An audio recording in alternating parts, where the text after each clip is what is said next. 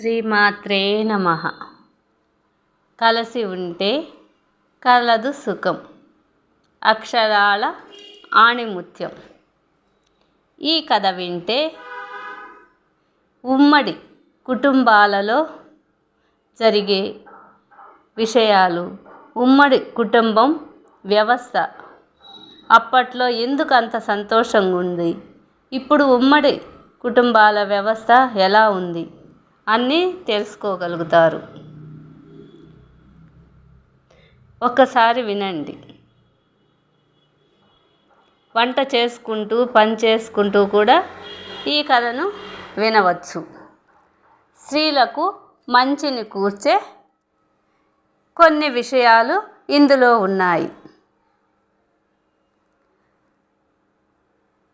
ఒక ఉమ్మడి కుటుంబంలో భార్య, భర్త, వారికి 5 అబ్బాయిలు, 2 అమ్మాయిలు ఉన్నారు. అప్పట్లో ఉమ్మడి కుటుంబాల్లో అలాగే ఉండేవారు. ఇప్పట్లాగా 2 పిల్లలు కాదు. అప్పట్లో 8 మంది 9 మందిని కూడా కనేవారు, ఉండేవారు. అప్పటి కుటుంబ వ్యవస్థలో పిల్లలను చూసుకునేందుకు కూడా అత్త, మామ, అన్నదమ్ముళ్ళు అందరూ ఉమ్మడిగా ఉండేవారు కాబట్టి ఇబ్బంది పడేవారు కాదు తల్లిదండ్రులు. కథలోకి వస్తాం. మగపిల్లలకు పెళ్ళిళ్ళు అయిపోయాయి. వాళ్లకు 4 నలుగురికి పిల్లా పాపలు కూడా కలిగారన్నమాట. ఆడపిల్లలు 2కి వివాహం కాలేదు. అందరిలో చిన్నవాడైన అబ్బాయి పెళ్ళి కూడా కొద్ది రోజుల క్రితమే జరిగిపోయింది. అతని భార్య ఇంకా కాపురానికి రాలేదు. ఇలా 2 ఆడపిల్లలను కలుపుకొని ఇంటిలో మొత్తం 7 ఆడవారు ఉన్నారు.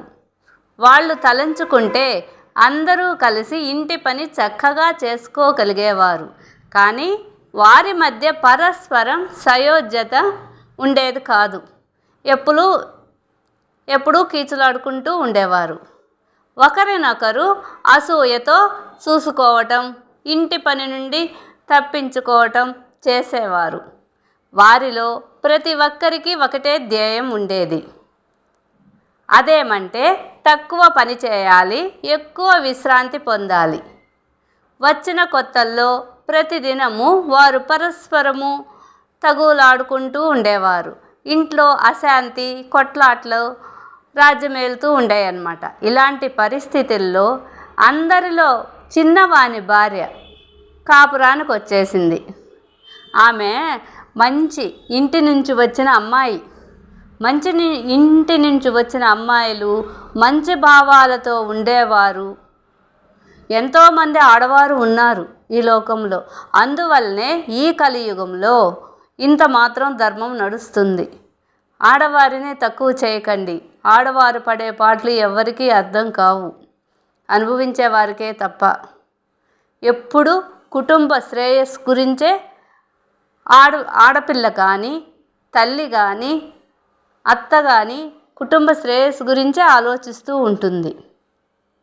ఆమెకి చిన్నతనం నుండే మంచి శిక్షణ లభించింది తన సొంత ఇంట్లో, అమ్మగారింట్లో. తాను ఆ కల్లోలిత వాతావరణాన్ని వచ్చినప్పటి నుంచి ఆమె ఈ అత్తగారింట్లో చాలా భయపడిపోయింది. ఈ అత్తగారింట్లో ఎప్పుడూ గొడవలే కదా. ఏ ఆడపిల్ల కన్నా కొత్తగా కాపురానికి వచ్చిన ఆడపిల్లకి భయం ఉంటుంది. ఈమె అలాగే భయపడింది. తన అత్త, తోడికోడళ్ళు పరస్పరం కొట్లాడుకోవటం చూసింది. ఆమె ఒకరోజు కూడా ఏడ్చేసింది కూడా. చాలా బాధపడింది. హృదయపూర్వకంగా భగవంతుణ్ణి ప్రార్థించసాగింది. భగవంతుడా, ఇదంతా చూడటానికే వినటానికే నువ్వు నన్ను ఈ ఇంటికి పంపించావు కాపురానికి. ఇక్కడైతే నేను ఒక్కరోజు కూడా ఉండలేకపోతున్నాను. రాత్రింబవళ్ళు ఇళ్ళు కొట్లాడుకుంటూ ఉంటే చూస్తూ ఎలా ఉండేది స్వామి అని మనసారా ఆ భగవంతుణ్ణి ప్రార్థించింది. సరే, ఇకన భగవంతుణ్ణి ప్రార్థించిన సంసారంలో ఉండే చిక్కులు, సంసార జీవితాన్ని ఎవరికి వారే అనుభవించాలి కదా ఏ స్త్రీ అయినా. నాకు నచ్చదు, పూర్వజన్మలో ఏ పాపాలు చేసేనో తెలియదు, కానీ ఇప్పుడు ఈ ఇంటిలో నాకు పెళ్ళి అయింది అని భగవంతునితో మొరపెట్టుకొని ఏడ్చేసింది. అప్పుడు ఆమెకు ఎవరో ఓదార్పు మాటలు అన్నట్లు ఆమెకు స్పష్టంగా వినిపించింది. భగవంతుని ప్రార్థించేటప్పుడు ఎవరో ఓదారుస్తున్నట్లు అనిపించింది ఆమెకు. అమ్మా, భయపడకు, ఈ ఇంటిని చక్కదిద్దడానికే నిన్నిక్కడికి పంపించటం జరిగింది. నీలాంటి అమ్మాయి అవసరం ఈ ఇంటిలో, అందువల్లనే నిన్ను ఇక్కడికి పంపించాల్సి ఉంది. చాలా ఉంది నీ పాత్ర ఇక్కడ. ఈ మాటలు విన్న చిన్న కోడలికి చాలా ఓదార్పు కలిగింది. ఆమె భయమంతా ఎగిరిపోయింది. ఆమె మనస్సులోనే తన కర్తవ్యాన్ని గూర్చి నిశ్చయించుకుంది. అసలు ఈ గొడవకు కారణం ఏమిటి తెలుసుకోవాలనుకుంది. అప్పుడు అత్త, తోడికోడళ్ళు, ఆడపడుచులు ఇంటి పనిలో వాళ్ళల్లో వాళ్ళు పంచుకున్నారని ఆమెకి తెలిసింది. అత్త, ఆడపడుచులు పై పని చేస్తే తోడికోడళ్ళు వంతుల వారీగా భోజనాన్ని సిద్ధం చేసేవారు. మిగతా పనులన్నిటినీ వంతులు వేసుకోవటం జరిగింది. కానీ దాని ప్రకారం పని చేయాల్సి వచ్చినప్పుడు ఎవరైనా వారిలో జబ్బు పడితే మిగతా వారు ఆ పని చేయటానికి అభ్యంతరాన్ని చూపుతారు. అలా జబ్బు పడిన కోడలు ఏదో ఒక సాకును చూపి పని నుంచి తప్పించుకుందామని ఏవో ఆక్షేపణలు చేస్తూ ఉంటారు. గొడవకు రెండవ కారణం ఏమిటంటే బయట నుండి ఏదైనా తిండి పదార్థాలు, పానీయాలు ఇంటికి వస్తే అందరూ అన్నిటినీ చాలా మంచిగా, చాలా ఎక్కువ పాళ్ళల్లో నాకు చెందాలని కోరుకునేవారు. అంతే, దీనిపైన మళ్ళీ గొడవ మొదలవుతూ ఉండేది. ఒకళ్ళనొకళ్ళు తిట్టుకోవటం, జుట్టు పట్టుకోవటం మొదలవుతుంది. అప్పుడప్పుడు మామూలు విషయాలను తీసుకొని గొడవ లేవటం జరుగుతూ ఉంటుంది.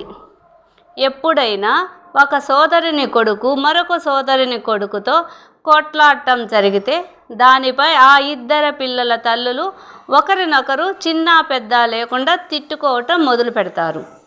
వీటినన్నిటినీ చూసి చిన్న కోడలకు చాలా బాధ వేసింది.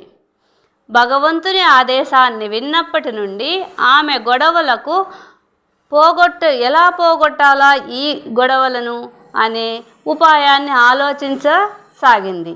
ఆ నెపంతో భగవంతుడు సేవ చేసే చక్కని అవకాశాన్ని తనకిచ్చాడని ఆమె అనుకున్నది. ఒకరోజు ఆమె తమ పెద్ద కోడలైన తోడికోడలను దగ్గరికి ఊరకే వెళ్ళిందనమాట.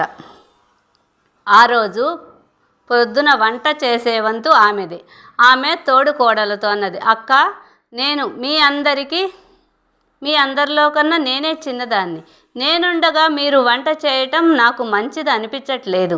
పైగా మీకు పిల్లా పాపలను చూసుకోవలసిన బాధ్యత ఉంది. నా వంతు వేరే పనేమి లేదు. కాబట్టి వంట చేసే బాధ్యత నాకు అప్పగిస్తే బాగుంటుంది. మీరు గొప్ప ఉపకారాన్ని చేశారని భావించగలను. అది విన్న ఆ తోడుకోడలు చాలాసేపటి వరకు తటపటాయించింది. అమ్మా, నువ్వు హాయిగా తిని ముస్తాబై తిరగాల్సిన రోజులివి. కొంత అనుభవం వచ్చాక పొయ్యి ఊదాల్సిన పనిని చేయి. ఇంకా కొన్ని రోజులు విశ్రాంతి తీసుకో. గృహస్థుల సుఖాన్ని అనుభవించు. చివరికి ఎలాగూ ఇదంతా చేయాల్సి వస్తుంది అని ఆమె అన్నది. ఏదో ఆమె కొంచెం మంచితనం ఉన్న ఆమె కాబట్టి. అక్క, నేను మీ కాళ్ళు పట్టుకుంటాను. ఇలా నన్ను నిరాశపరచకండి. నేను పని చేయాల్సిన రోజులు ఇవే. ఇప్పటి నుండి మీరు నాకు విశ్రాంతిని కల్పిస్తే ముందు ఏ పని నేను సమర్థవంతంగా నేను పని చేయలేను. తప్పకుండా ఏదో తప్పు నా చేత జరుగుతుంది. లేకపోతే మీరిలా నా అధికారాన్ని నాకు ఇవ్వకుండా ఉండరు అని చిన్న కోడలు ఏడ్చేసింది. ఇక తోడికోడలు ఎక్కువసేపు కొత్త కోడల మాటను కాదనలేకపోయింది. తన వంతును ఆమెకి ఇచ్చేసింది వంట చేసే పనిని. ఈ విధంగా కొత్త కోడలు లాలించి బుజ్జగించి మిగతా తోడి కోడళ్ళ నుండి కూడా వారి వారి పనులను తనే తీసుకుంది. ఈ పనులన్నీ బాధ్యతను తాను తీసుకొని ఆమె ఎంతో సంతోషించిందంటే ఏదో నిధి దొరికినంత సంబరపడింది. కానీ ఈ రోజుల్లో ఆడపిల్లలు ఇలా లేరు కదా, ఎప్పుడు పని తప్పించుకోవాలనే చూస్తారు. ప్రతిరోజు పొద్దున్నే ఆమె చాలా ఉత్సాహంతో అందరికీ వంట చేస్తూ ఉండేది. అందరూ భోజనాలు పెట్టి చివరకు తాను భోజనం చేస్తుంది. ఇలా చేయటంలో ఆమె కొంతకాలం అలసట అనేది తెలియకుండా పోయింది. పైగా ఎక్కువ సుఖము లభించేది. రోజు రోజుకి ఆమె రెట్టింపు ఉత్సాహంతో పనిచేయటం ప్రారంభించింది. ఈ పని చేసేసినప్పుడు వంట కూడా చాలా రుచికరంగా తయారు చేసేది. ఆమె చిటికలోనే ఆమె చాలా సామాగ్రిని సిద్ధం చేసుకునేది. ఎవరైనా అతిథి వచ్చినా ఆమె విసుక్కునేది కాదు. ఆ అతిథికి కూడా చాలా ప్రేమతో భోజనం పెట్టేది. ఎందుకంటే ఇలా చేయటంలో తనకు లాభం ఉన్నదని ఆమె భావించింది. ఈ అద్భుతమైన ఏకాగ్రతను, సేవాభావాన్ని చూసి అందరూ ఆమెను ప్రశంసించటం